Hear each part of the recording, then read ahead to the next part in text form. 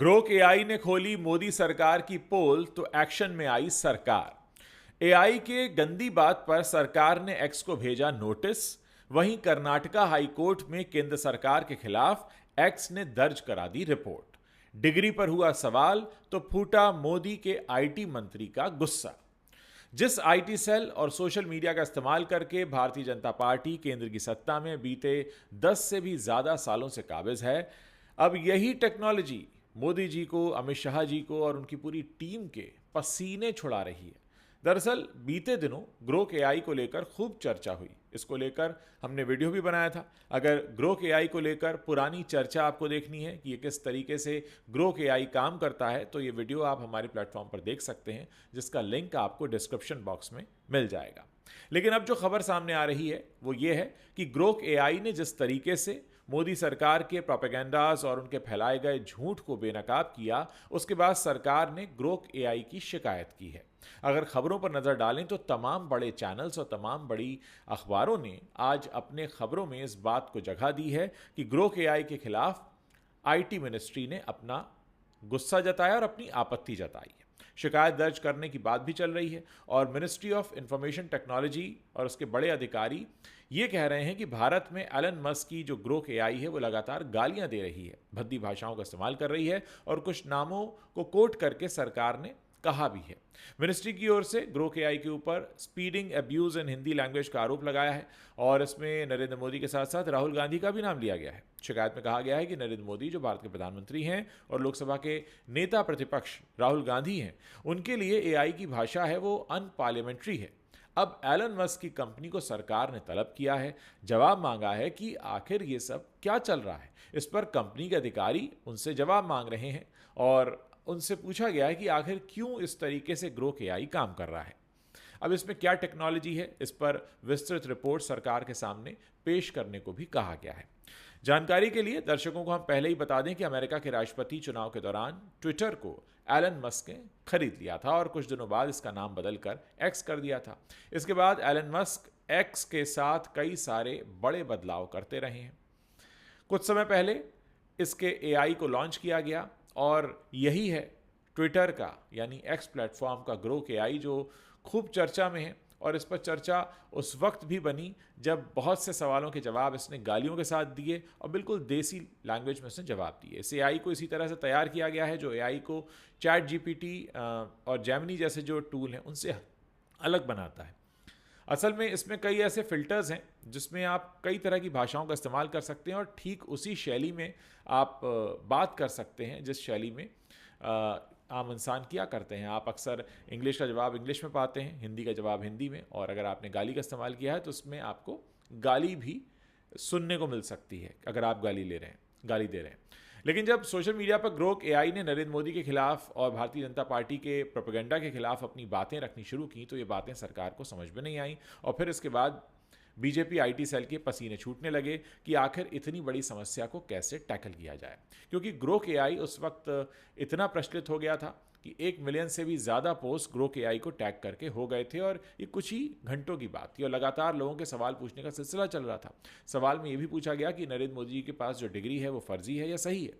भारत की आज़ादी में आरएसएस का क्या योगदान है। इसके अलावा कौन सा प्रधानमंत्री बेहतर थे।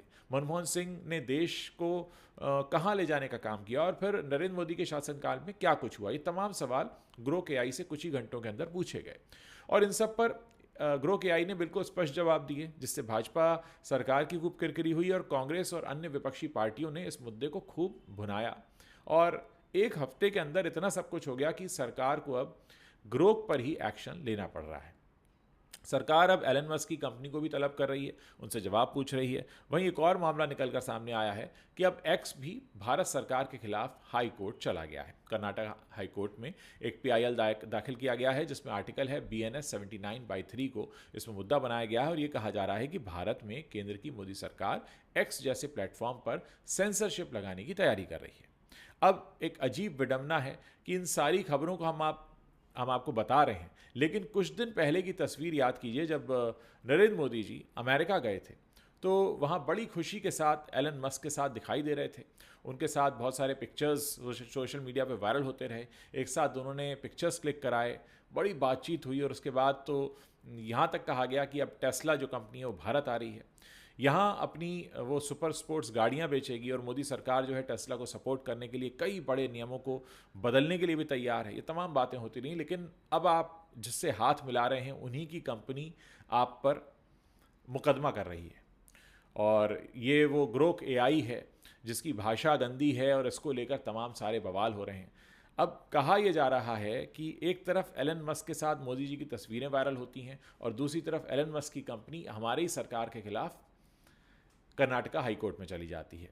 अब बड़ी बात यह है कि जिस टेक्नोलॉजी की वजह से कहा जाता है कि बीजेपी सत्ता में आई, टेक्नोलॉजी यानी व्हाट्सएप फॉरवर्ड्स, आप जानते हैं किस तरीके के झूठ और किस तरीके के मैसेजेस फैलाए गए। अब आप अगर 2024 के लोकसभा चुनाव को देखेंगे तो आपको यही लगेगा कि 2024 के जो लोकसभा चुनाव हैं उनके दौरान भाजपा के आईटी सेल और कांग्रेस के आईटी सेल, दोनों ही आईटी सेल्स ने अपनी पहुंच जनता के बीच बनाई। और ऐसा कहा भी जाता है कि बीजेपी के पास एक काफ़ी बड़ा प्लेटफॉर्म है, उनके पास बाकायदा आईटी सेल है जो उसको मैनेज करता है, कई सारे एक्सपर्ट्स हैं जो तरह तरह के मैसेजेस बनाते हैं, उनको वायरल करवाते हैं। अलग अलग राज्यों में, अलग अलग शहरों में, स्टेट लेवल पर, डिस्ट्रिक्ट लेवल पर विंग्स बने हुए हैं। कांग्रेस पार्टी इस मामले में थोड़ी छोटी है, लेकिन 2024 के लोकसभा चुनाव में जिस तरीके से कांग्रेस के आईटी सेल ने काम किया उससे ऐसा लगा कि वो भी अब इस टेक्नोलॉजी का इस्तेमाल अपनी तरफ जो वोट दाता हैं उनका ध्यान आकृष्ट करने के लिए कर रहे हैं। बीजेपी के आईटी सेल का काम बस यही है कि अगर नेता कुछ बोल रहे हैं, विपक्ष के नेता, तो उनकी बातों को घुमा फिरा कर अपलोड करना और फिर उनको वायरल कराना। लेकिन अगर आप कांग्रेस का प्लेटफॉर्म देखेंगे तो कांग्रेस का प्लेटफॉर्म छोटा है, वहाँ पर फॉलोअर्स भी कम हैं, लेकिन वहाँ एक चीज़ जो अलग है बीजेपी के प्लेटफॉर्म से वो ये है कि वहाँ का इंगेजमेंट ज़्यादा है। तो कांग्रेस ने 2024 के लोकसभा चुनाव में एक अच्छा गोल सेट किया और यही आगे भी चल रहा है। अब बात ग्रोक एआई की आई, तो जब ग्रोक एआई ने उल्टे सीधे जवाब देने शुरू किए तो कांग्रेस ने ही इस मुद्दे को सबसे पहले उठाया और ग्रोक एआई के कई सारे ट्वीट्स को उन्होंने वायरल करने का काम शुरू कर दिया, जिसके बाद भाजपा आईटी सेल के लिए मुसीबत बन गई और अब एक्स पर सरकार ने इसको नोटिस ही जारी कर दिया है। कहीं पर सेंसरशिप लगाने की बात हो रही है, कहीं पर उनसे जवाब मांगा जा रहा है। वैसे भारत में टेक्नोलॉजी लगातार एनहांस हो रही है, बदलती टेक्नोलॉजी, और इसके लिए सरकार के इस रवैये पर आप अपनी क्या राय रखते हैं, आप हमें कमेंट बॉक्स में बता सकते हैं। हमें आपके कमेंट्स पढ़ने का इंतजार रहेगा। लेकिन दोस्तों, जाने से पहले मैं एक बात आपसे कहना चाहूँगा। आपके पास तमाम तरह के मैसेजेस आते हैं व्हाट्सएप पर। अक्सर वो वीडियोस जो होते हैं उन्हें एडिट किया जाता है और अपने हिसाब से पेश किया जाता है। किसी भी कंटेंट को जब आप देखें तो इस बात को तय करना ये आपकी जिम्मेदारी है कि कहीं ये कोई डीप फेक वीडियो तो नहीं है, कहीं इसमें कोई जानकारी गलत तो नहीं है, कहीं कोई अपने फ़ायदे के लिए आपको ये मैसेज तो नहीं भेज रहा, और कहीं आप किसी के पॉलिटिकल करियर के लिए इस्तेमाल तो नहीं हो रहे हैं। आप इस देश की जनता हैं, लोकतंत्र आपसे है, वोट आप देते हैं, सरकार आप तय करते हैं। तो आपको तय करना है कि आप किसे चुनना चाहते हैं। ऐसा ना हो कि आपके मोबाइल फ़ोन पर कोई झूठे मूठे मैसेजेस भेज कर आपके दिमाग को बदलता रहे और आप उसके लिए खुद को इस्तेमाल होने दें। इसलिए सरकार जब भी चुने, वोट जब भी दें, अपना मन जब भी बनाएं, तो अपने हिसाब से निर्णय करें, अपनी सोच समझ बुद्धि विवेक का इस्तेमाल ज़रूर करें। ये टेक्नोलॉजीज़ आएंगी जाएंगी, आज ग्रोक आया है, कल को कोई और आएगा, लेकिन आपको तय करना है कि आप अपने देश में क्या करना चाहते हैं, और आपको अपनी जिम्मेदारी भी समझने की ज़रूरत है। आखिर आपकी वजह से ही आपका देश है, क्योंकि भारत जब हम कहते हैं तो भारत किसी ज़मीन के टुकड़े का नाम नहीं, बल्कि भारत भारतीयों से बनता है। और ये जिम्मेदारी आपको तय करनी है कि कहीं आप किसी और के पॉलिटिकल करियर का हिस्सा ना बन जाएं, आप उसके लिए इस्तेमाल ना हो जाएं। आपको बहुत सोच समझकर चीज़ें चुननी है, और ख़ासकर जब भी आप कोई मैसेज फॉरवर्ड करते हैं तो पहले तय कर लीजिए कि जो मैसेज आया है क्या ये पूरी तरीके से ऑथेंटिक है या कोई अपना एजेंडा इसमें परोसने की कोशिश कर रहा है।